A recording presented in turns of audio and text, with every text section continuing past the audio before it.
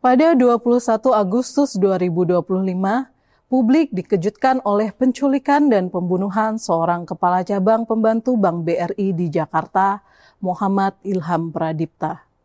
Kasus ini tak hanya melibatkan tersangka dari kalangan warga sipil, prajurit TNI juga ikut terseret. Dari wawancara, penelusuran, rekaman CCTV, hingga adanya fraud rekening dorman, benang merah peristiwa ini makin rumit. Di episode kali ini, kami akan mengupas kisah kelam di balik penculikan berujung maut yang ramai menjadi perbincangan di dunia perbankan dan masyarakat tanah air. Mari kita kupas perkaranya.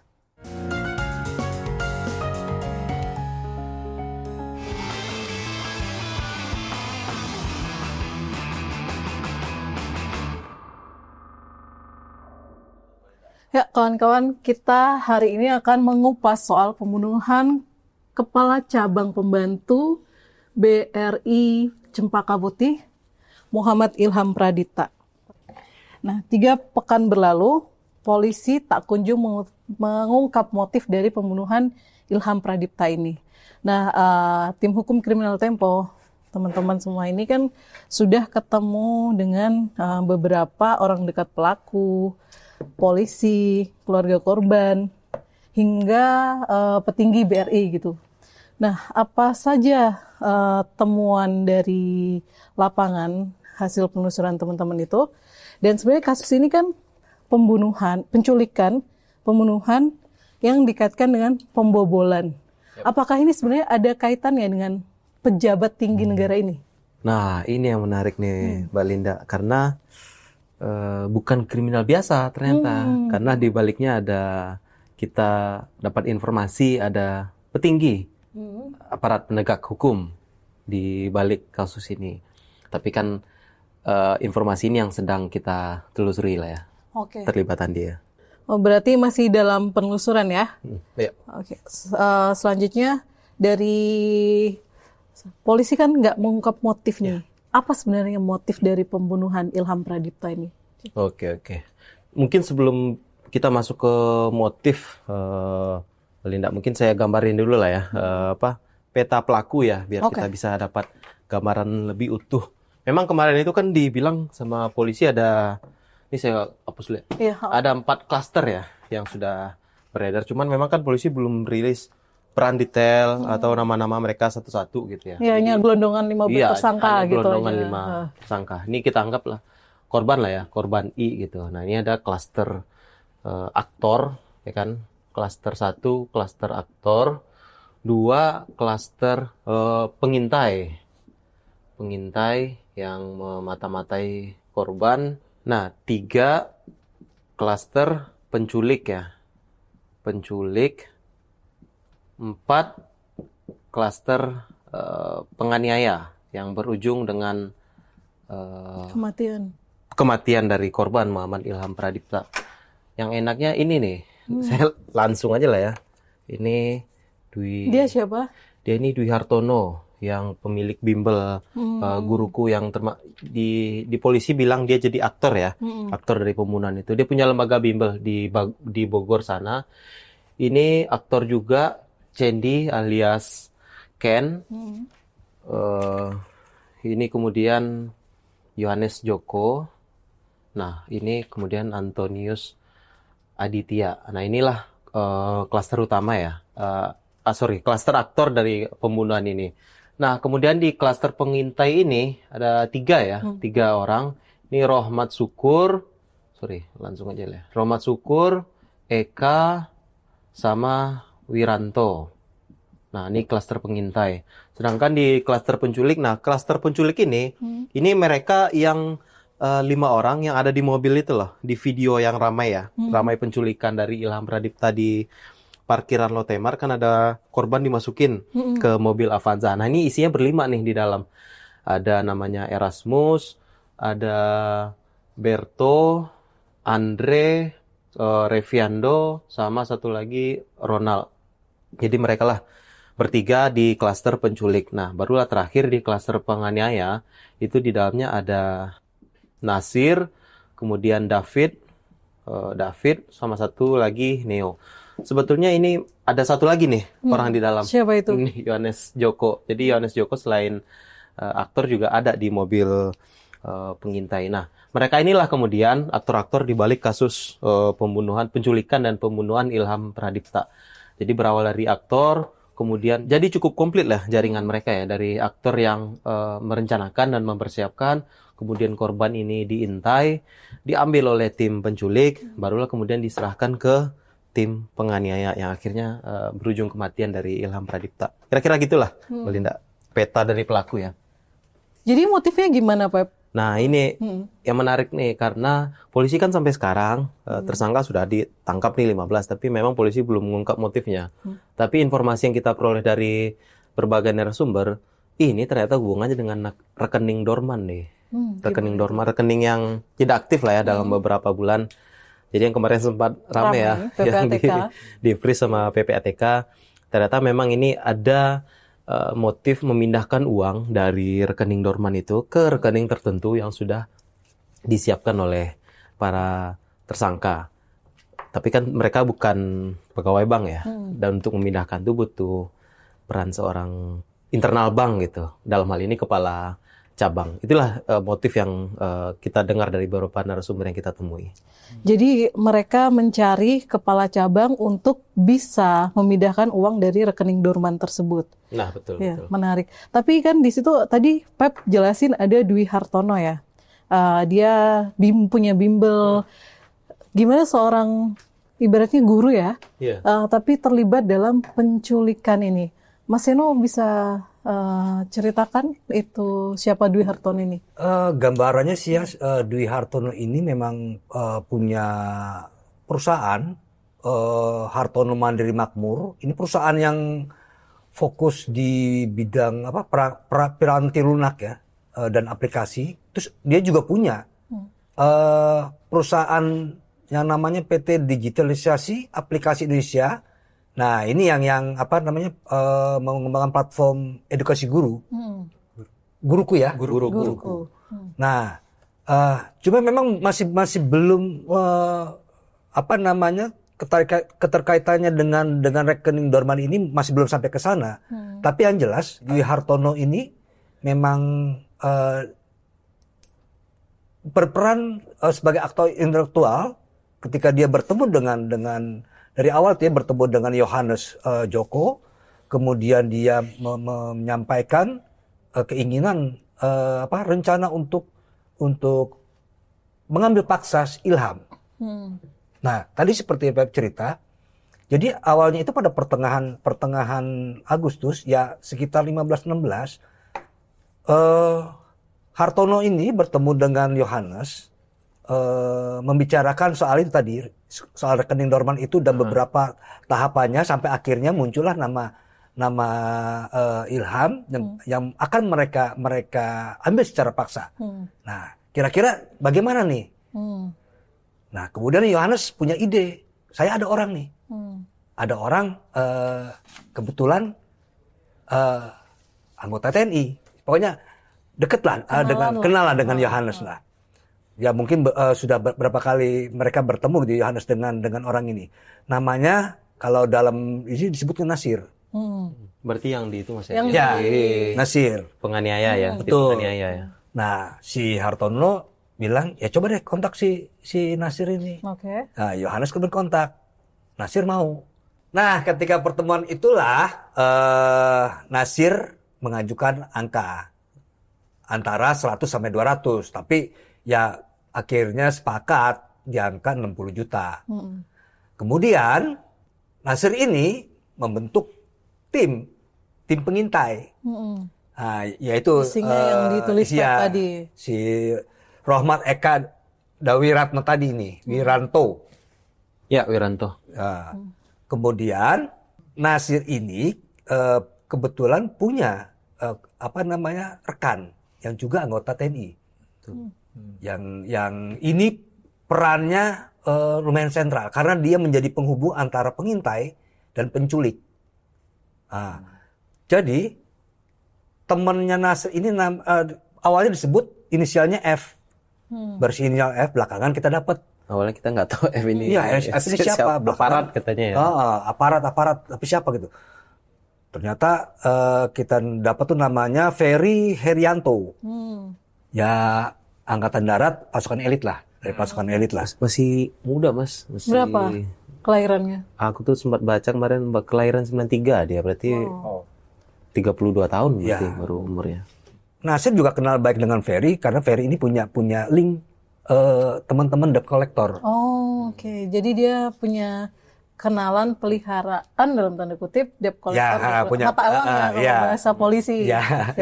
Matal. Nah, orang-orang inilah yang direkrut oleh Ferry untuk mengambil ilham secara paksa. Sementara dia sendiri berhubungan dengan tim pengintai dengan Rahmat Syukur. Jadi Ferry ini bertemu dengan Erasmus untuk merencanakan penculikan itu. Nah, Erasmus kemudian mengajak 4 temannya. Nah, berikutnya mungkin udah Ricky bisa tolong digambarkan kronologi pembunuhan sama timelinenya gitu. Coba aku sistematisasi dulu ya. Supaya lebih clear lagi. Ini gue hapus dulu sebentar ya.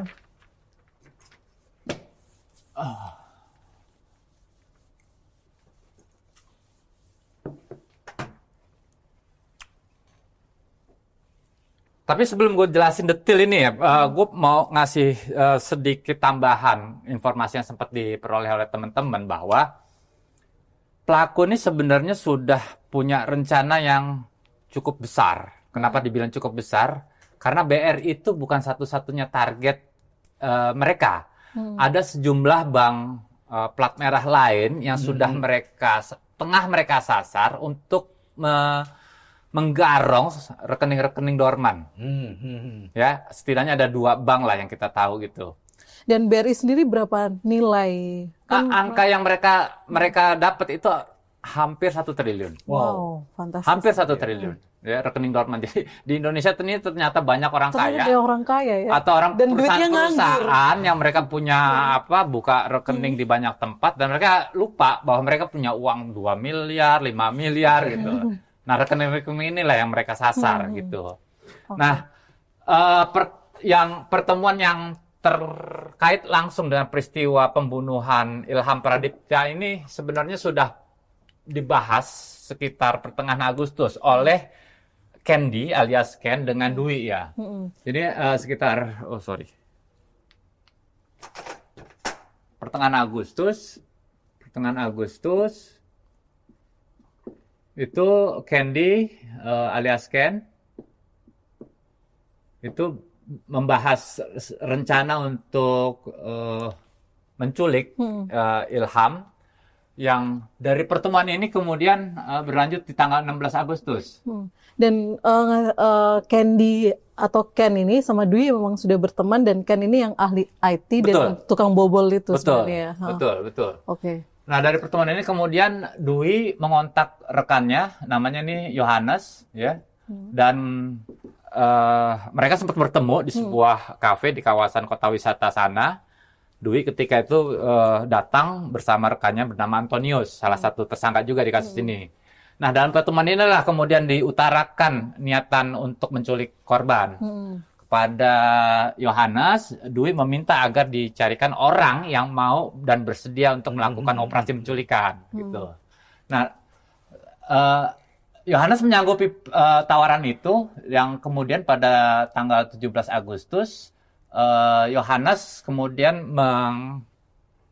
mengontak seorang rekannya yang juga berprofesi berprofesi sebagai tentara, ya sehari-hari. Yang Nasir, tadi, yang saya sebutkan tadi ya. Dari Nasir inilah kemudian terhubung dengan anggota TNI lain, Ferry itu tadi, gitu ya.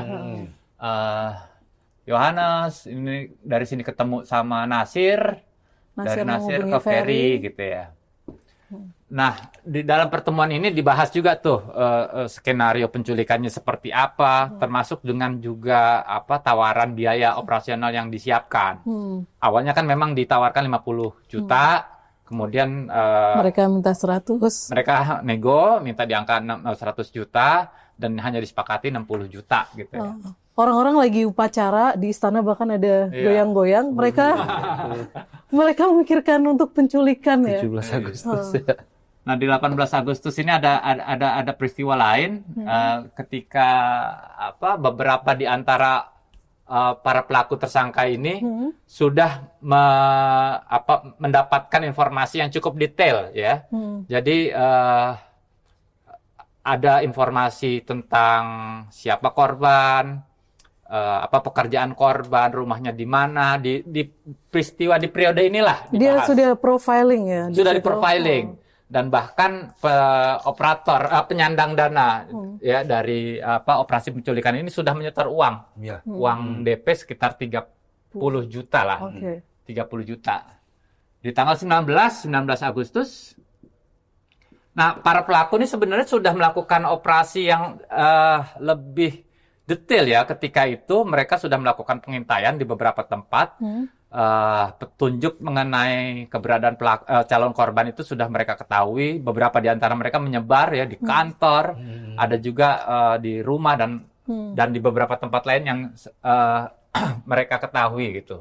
Dan itu mereka memantaunya lewat titik koordinat Titik dari koordinat. HP, Sebenarnya email ini atau operasi yang cukup canggih lah Udah ya. kayak intelijen ya. Nggak sembarang orang loh ya bisa melakukan tracking dengan cara yang mudah ya. Iya. Kalau kita melakukan tracking dengan seseorang, kawan, itu kan harus ada permit ya. Misalnya Mas Seno ngirim saya, Rick, temuin saya di kantor. Mas Seno kemudian mengirim informasi Sherlock gitu kan. Tapi ini kan orang luar ya. Bisa mengakses device ini kan artinya mereka ini punya peralatan yang cukup canggih. satu lah. sindikat yang Betul, sudah canggih, sudah terorganisir. mapan. Nah, dari tanggal inilah dari tanggal ini sebenarnya mereka nggak sepenuhnya berhasil mendeteksi keberadaan calon korban gitu ya. Dan salah satu tersangka yang ini Romat Syukur kemudian sempat RS ya mengontak kawannya lagi untuk membantu pelacakan gitu. Secara presisi. Secara lebih presisi. Nah, berlanjut di tanggal 20 Agustus. 20 Agustus ini peristiwa yang sangat krusial karena disinilah terjadi peristiwa penculikan. Nah, Pep sebenarnya punya beberapa petunjuk lain yang diperoleh Gimana itu Pep? dari polisi termasuk dari pengacara tersangka. Silakan Pep. Saya terus dulu ya.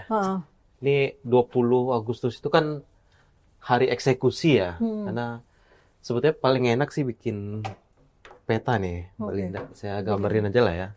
Ini Dan peta Jakarta lah ya.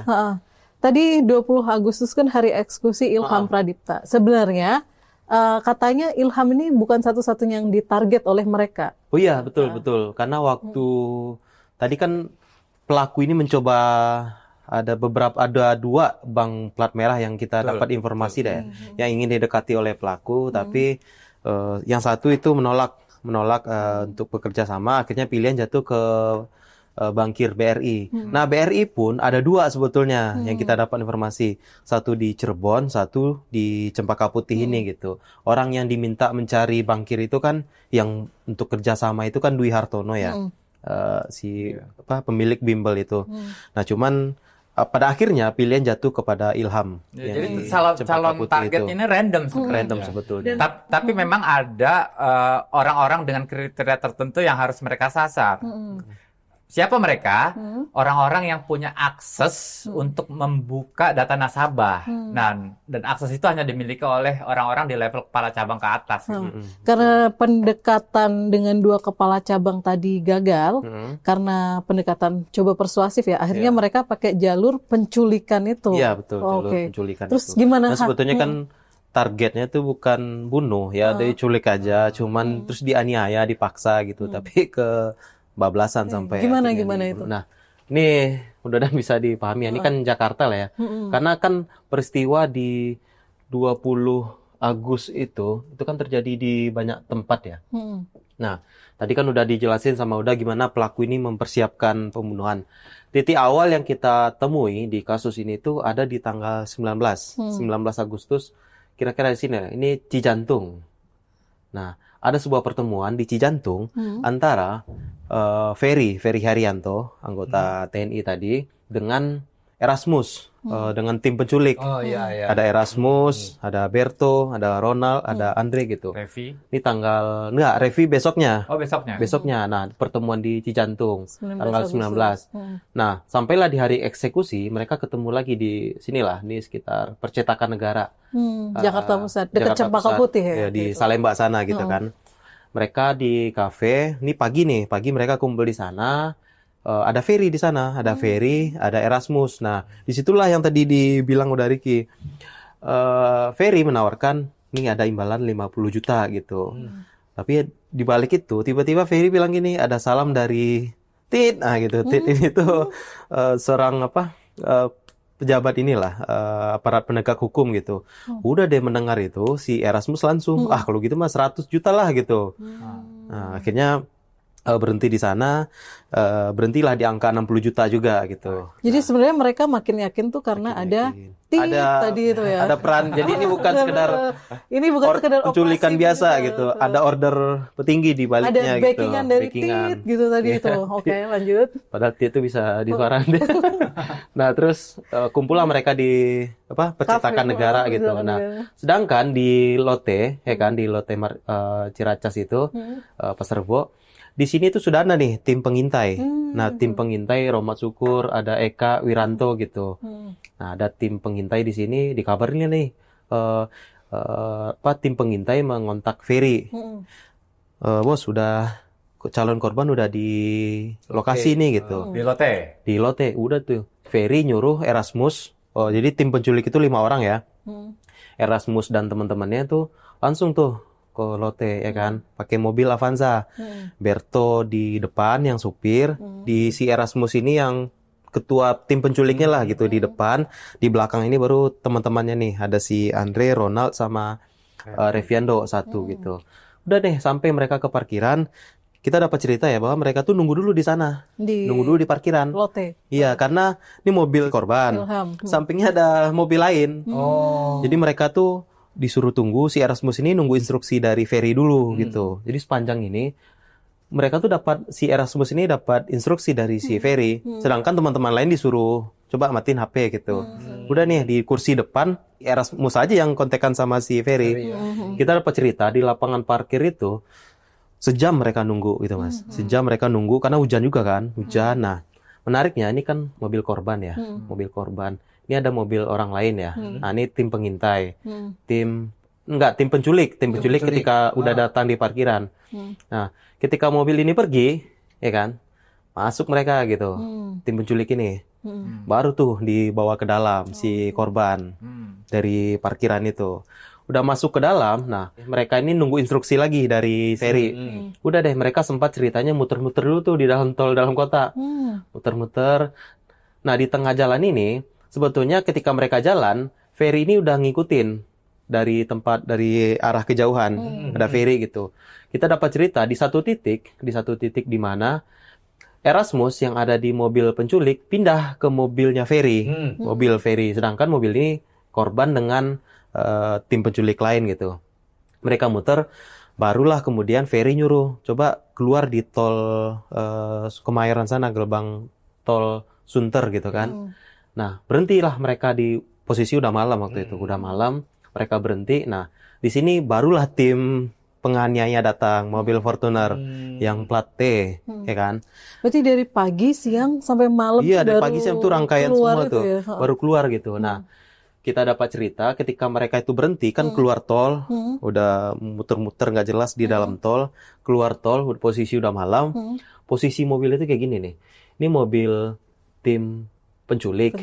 Ini mobil Ferry yang di dalamnya sudah ada Erasmus yang tadi pindah ya tengah jalan. Datang mobil Fortuner, mobilnya kayak gini nih posisinya, kita dapat cerita. Nah, disinilah kemudian dipindahin nih si korban, berontak-berontak sempat masih hidup ya di situ korban. Nah, masih hidup. Fortuner itu berarti isinya Nasir, David dan tadi Neo tadi bukan? Neo, betul Mas. Fortuner itu berarti ya. Ada Nasir yang TNI tadi, David, Neo, sama satu lagi kita dapat cerita ini nih Yohanes Joko, temannya dari Dwi Hartono. Udah deh mereka dipindahin ke mobil Fortuner yang penculik. Udah disitulah tugas tim penculik itu selesai. Dilanjutkan oleh tim penganiaya dan pembunuh. Cuman ini klaster ini saling terpisah gitu. Karena saling antara mereka tuh nggak kenal. Jadi klaster penculik tuh hanya kenal tim penculik, penganiaya hanya kenal tim penganiaya. Bahkan di tim penculik ada satu anggota kita dapat, dia paling junior lah. Dia tuh yang tugasnya beli lakban sama tali. Dia ini cuma diajak sama Erasmus karena ada hubungan keluarga. Tapi kan tadi dibilang sebenarnya niatnya bukan membunuh, Ya, betul, menculik. betul. Tapi kenapa akhirnya dianiaya hingga akhirnya Ilham? Nah, betul. Ini yang menarik, Belinda. Karena setelah serah terima itu, ini mobil Fortuner lari lagi nih. Pokoknya pergilah gitu kan. Nah, sedangkan mobil tim penculik kan udah selesai nih tugasnya. Nah, mereka kembali lagi nih di daerah Cempaka Putih. Di sini ini ada lapangan futsal, lapangan RCC. Nah, di sini mobil si Ferry ternyata kesini juga gitu. Jadi Ferry itu nggak ikut tim penganiaya. Nah, barulah di sini diserahin upah 8 juta. Barangkali itu uang itu dulu, nanti kalau selesai baru. Atau bosnya paling banyak. Atau bosnya paling banyak gitu ya. Nah, pertanyaan Mbak Linda tadi, kenapa kemudian ordernya tuh jelas dari Ferry ke misi ini hanya menculik untuk menganiaya gitu. Niatnya itu kalau nggak salah mau dibawa ke safe house atau apa lagi. Ya, betul, safe house. Nah, Dan menganiaya itu menakut-nakutin supaya si Ilham nurut ke mereka gitu kan. Kenapa berujung pembunuhan? Karena kita dapat cerita ketika tim pembunuh ini pergi gitu. Mereka ini lagi-lagi harus menunggu instruksi dari pihak lain di klaster ini gitu. Pihak lain itu adalah? Nah, pihak lain itu adalah masuklah peran kembali dari Dwi Hartono itu ya. Sama Ken itu tadi. Sama Ken. Ternyata rencana mereka itu nggak mulus-mulus amat gitu. Karena kan katanya nggak ada kejahatan yang sempurna gitu ya. Karena di dalam perjalanan mereka itu ada miskomunikasi.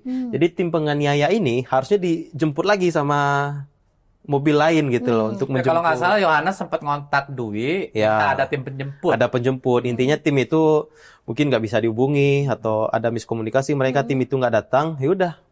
Pada akhirnya mereka ambil pilihan dihabisi nyawanya. Nanti lo, ini ada yang janggal kan? Apa tuh? Gini, ini kan targetnya adalah membobol rekening Dorman. Artinya kalau korban meninggal, nggak tercapai misinya. Target mereka kan nggak akan tercapai ya. Jadi memang miskomunikasinya ada antara tim yang menjemput dengan Fortuner tadi dengan satu tim yang seharusnya dengan menjemput korban ya. Iya. Kalau menurutku sih bukan miskomunikasi, misconduct. Gitu.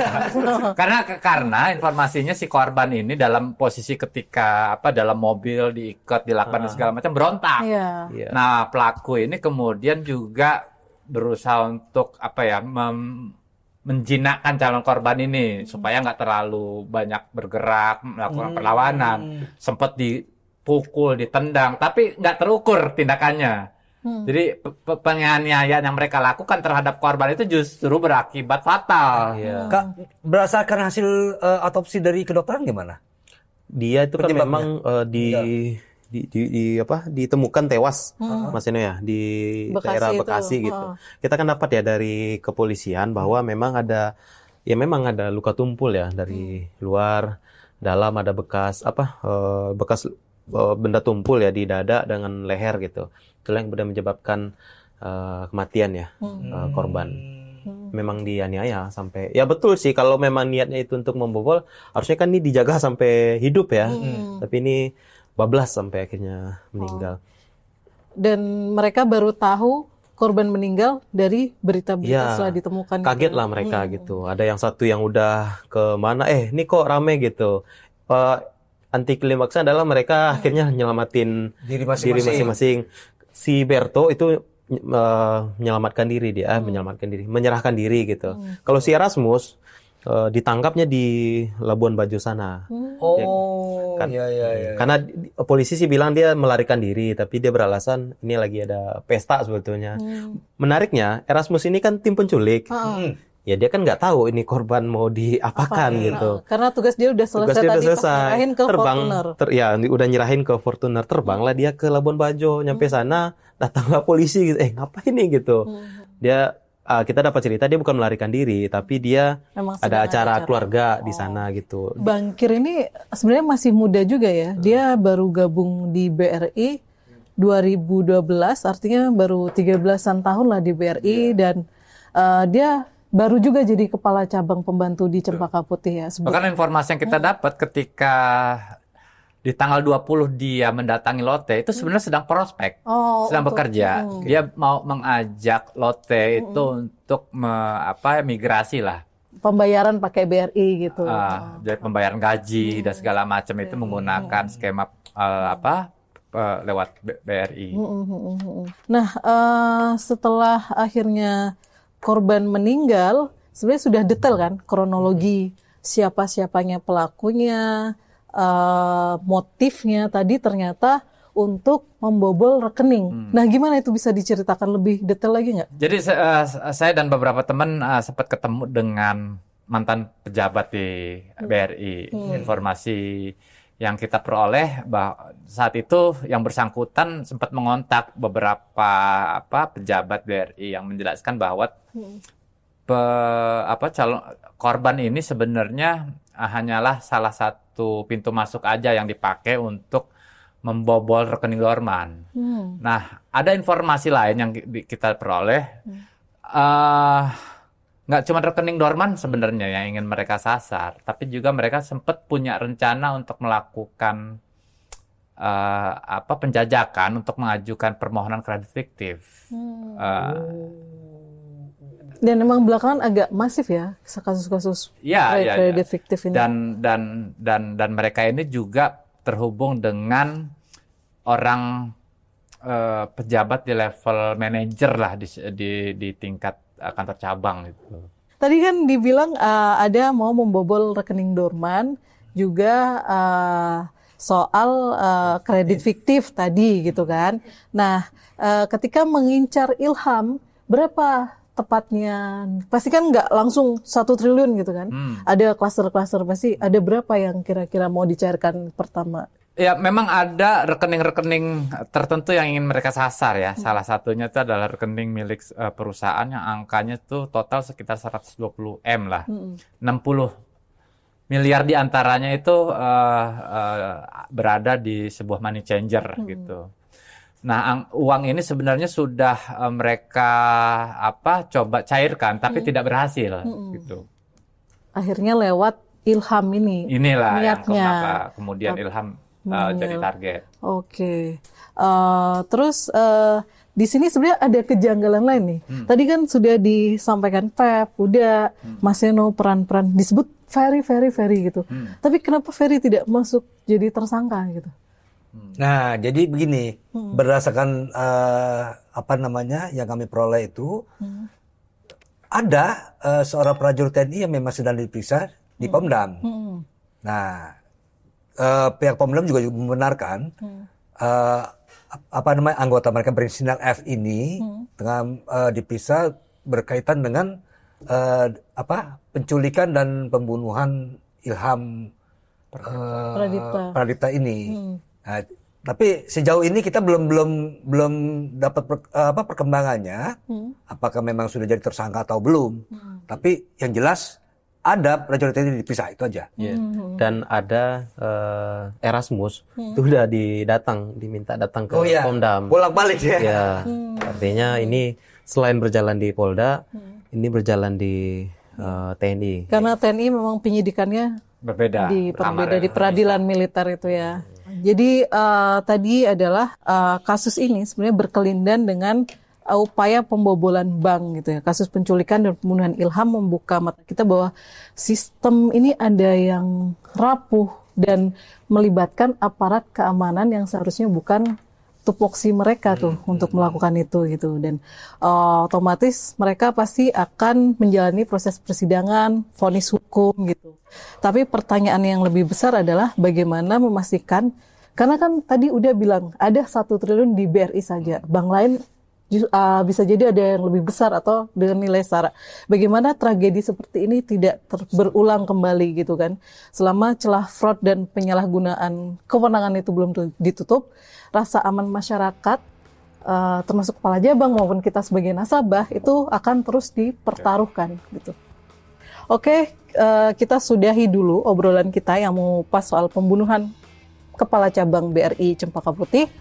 habis ini kita makan dulu aja yuk. Oke. Oke. Tapi Pep, gue penasaran sama pejabat yang lo masuk di awal tadi itu harus kejar. Itu ya. Nanti kita bicarakan Nanti lah lebih lanjut lah. makan dulu.